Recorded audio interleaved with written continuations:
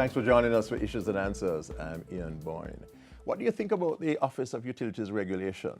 Do you think it is carrying out its responsibilities effectively? And what do you think are its responsibilities? Well, we have with us today the Director General, Mr. Ansord Hewitt, and he will tell us about the role, the functions, and the effectiveness of the Office of Utilities Regulation. We thank you so much for your company. Good to have you on the program, Mr. Hewitt. And you hear the question that I posed, the effectiveness of the OUR. Could you put that in context for us, the expectations that people have of the OUR and your actual responsibilities? Thanks for having me, Ian.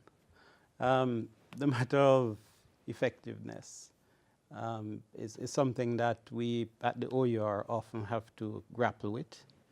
And there is indeed some gap between what the public expects of us and that which we have responsibility for. And sometimes that gap is a chasm in some instances. Yes. You know, I was telling somebody the other day that sometimes we have members of the public calling us to ask us about toll rates and you know, gas prices and so on. But the responsibility of the office is with respect to utilities, and we're talking about electricity, we're talking about telecommunications, and we're talking about water and sewage. And those are the areas. Those are the areas. Right. Not toll roads. Right. Okay. And we are primarily an economic regulator, and which means that what we seek to do is to ensure that there is a balance between the providers and the ratepayers, the customers. And we are concerned that the utilities must be sustainable, because we want, whenever you turn on the switch, there should be electricity. Yes. Turn on the tap, there should be water. You pick up the telephone and you dial, you should be able to complete a call. So, and we consider that we must create an economic environment in which providers will provide those services. And then we must ensure that those services are provided at what we say are economic cost, which is that they must not charge more than the cost of providing the service. And the economists usually talk about cost in those terms, because they say, well, cost include what the market would pay you as returns, as a profit. And then we are to ensure that there is in seeking to make profit, that these companies do not impair the quality of service. So that, in basic terms, is what the OUR's remit is. Now, that then means that we don't operate as a first point of contact to deal with consumer everyday complaints. Those complaints will give us signals, so they're important for us to know what is happening in the marketplace. But we're seeking that the OUR will not take over the functions of the companies, the providers. The providers must resolve their customer issues. So if we have problems with the electricity company or the water company or the telecommunications company, we must deal with them first. If we're not finding a resolution, then we can come. You appeal to the OUR. And we will say, well, we'll look at how the company has treated the matter, and we will determine whether they have operated properly in keeping with the contract, or in keeping with the requirements of the legislation, or in keeping with what the established practice is. Mr. Hewitt, what concrete things you will point to show the effectiveness of the OUR? I think you're celebrating your 20th anniversary this year. What do you have to show for that? You know, it's a question that I asked myself when I assumed the position of Director General in January this year. I said, well, what exactly is it that we have delivered to the public over these 20 years? And I have, in fact, commissioned such a review. But I have been at the OUR for 17 years, so I am aware of some of the things that have been done. I'm aware that in 2000, when competition was introduced into the telecommunications sector, we had to play the critical role of the intermediary to ensure that interconnection took place between the entrant and what was then the monopoly company. Now, the new entrant came into that market and was up within a year. That is not what has happened in a number of other markets in the region. And you have expertise in that area. Right. Yes. So we ensure that that happened. And then with that entry, we've seen prices going down. That's right. But then there was a critical intervention about 3-4 years ago when we decided that what we call termination charges were too high. That is the charge that, if you're sitting on Flow's network, you're a Flow customer, and somebody from Digicel need to call you, they have to pay not just the cost of originating the call in Digicel network, but they have to pay the cost of termination. That is what Flow charged them for putting the call to you. And you can assume that since you're not Flow customer, Flow is not particularly concerned about about protecting you against that charge. So those charges, termination charges, are very high.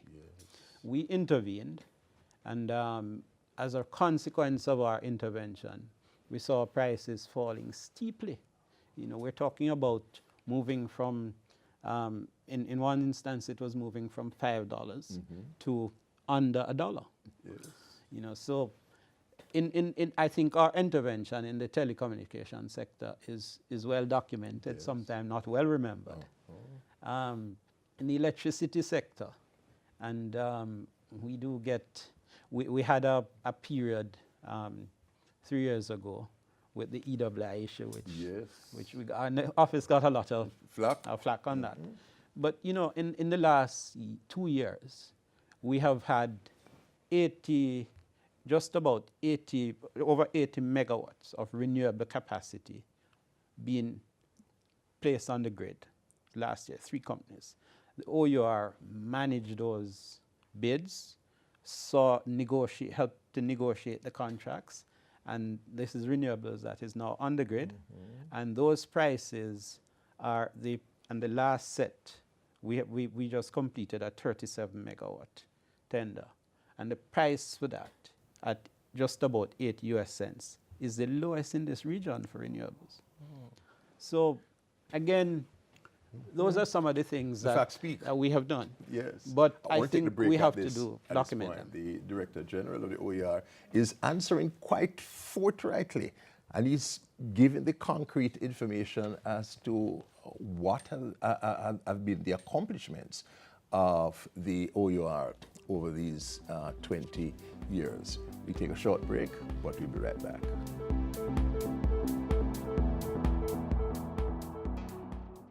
Energy saving is not a maybe, it's a must. So hear this. Yo, turn off your light, turn off your TV and your fan. When you not use it. Turn off your heater and your AC as part of the plan. When you not use it. The public sector retrofitting, so the private sector and we fi join in. Retrofitting? Yeah. What that? How you do that? Listen up. Hey. A whole time light bulb. That's what that. Use energy saving bulb. And the lick that. Put a regulator on your refrigerator. Use your wits to save water. Be smart, you know. And all motor is so long fi drive fast. Ease up off of the gas. Save gas. Energy conservation throughout the nation. Every woman and man come join in the plan. The plan to save energy. We must save energy. Ease up on the energy. Up on the energy. Save today, protect tomorrow.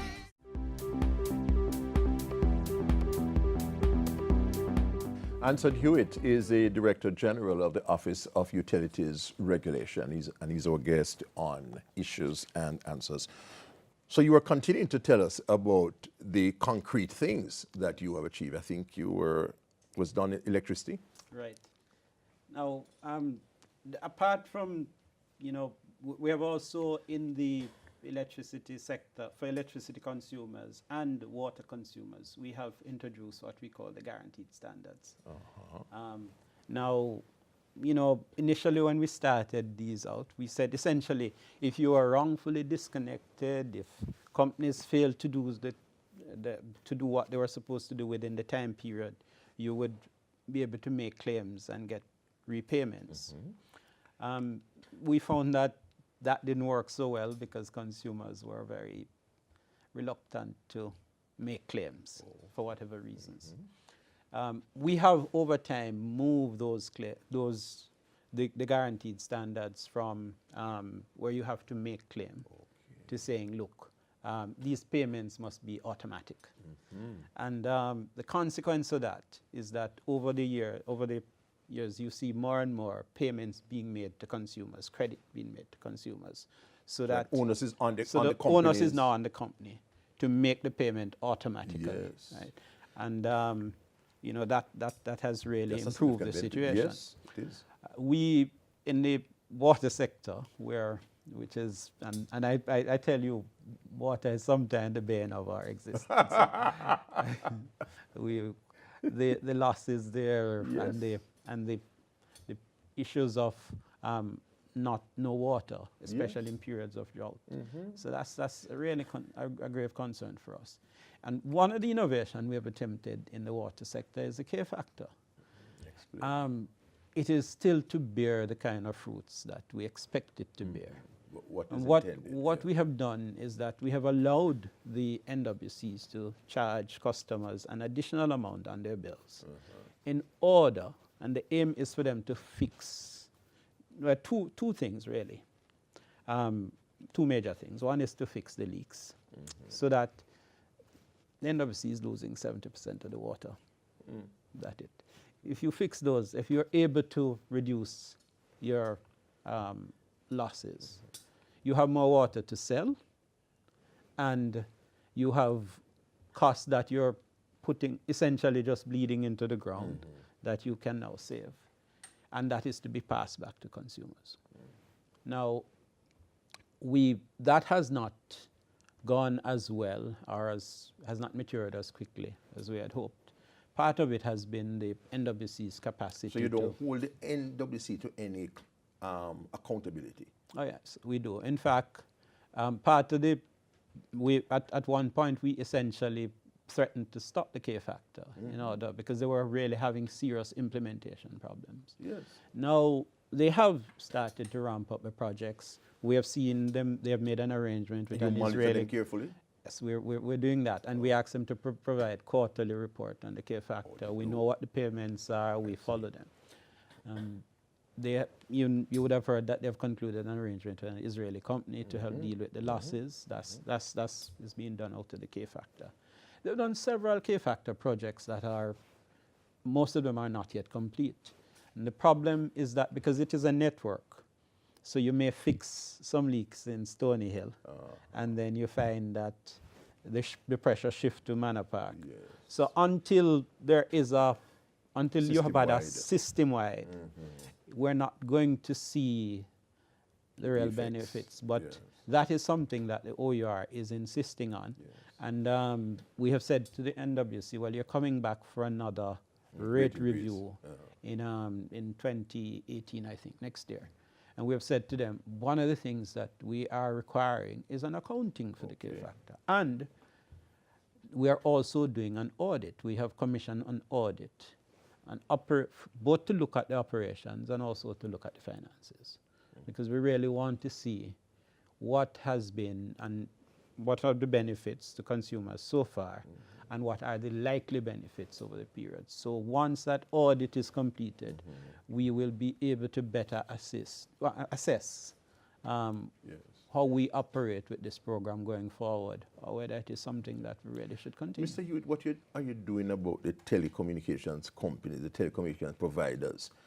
You know, companies keep increasing their rates, cutting off the number of channels that people have. Are we just left to the mercy of these companies, Mr. Hewitt? Right. And let me quickly, because that's the other thing, we do get calls about the channels. Yes. And of course, I'm not passing the buck, but that is the broadcasting commission. All right. But on the issue of the issue of credits, quality of service, all of those issues. Service delivery. Service delivery. We made the assumption, and the assumption is often made in other places as well, that if you have a relatively competitive market, that will take care of the quality of service issues. That's usually the assumption until you... Yeah, but we never know who you are. Right. And so it was important, I think, to go through that process to allow competition to play out and to see whether or not there is need for intervention. We have determined that there is need for intervention, and we have consulted on quality of service rules, and admittedly we were a little slow off the bat on that one. But we have done that. We have drafted rules. We have passed them to the ministry. Okay. They are going through the Chief Parliamentary Council process now so that they can be promulgated so that we can enforce them. We are checking on the ministry on a regular basis to see, because we're anxious to see those rules in place. Because once they are in place, we're going to try to strictly enforce them. We are also, as we speak, looking at the business of unfair contracts. And we are also looking at an arrangement to allow us to levy penalty on the companies where they have breached their obligations. That has been looked at actively? That has been, we actually have consultants in the field working on that right now. Now, here's the benefit of being able to levy penalty.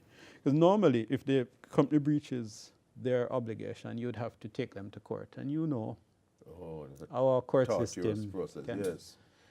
What the penalty regime gives us is the option of saying to the company, well, we can either take you to court, or you can admit guilt and pay a fine.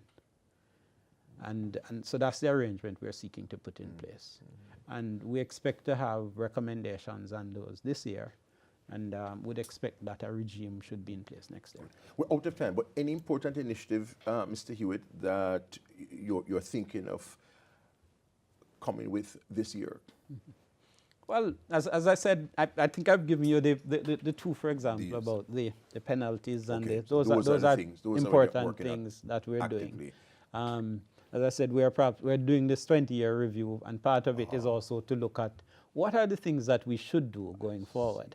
And I'd like to await the findings of that before I say anything more about the future. That review would be instructive. Yes. We thank you so much, Mr. Ansord Hewitt, Director General of the Office of Utilities Regulation, an important institution. We thank you for your company. Next week I'll be back. Until then, Ian Bourne wishing you a pleasant day.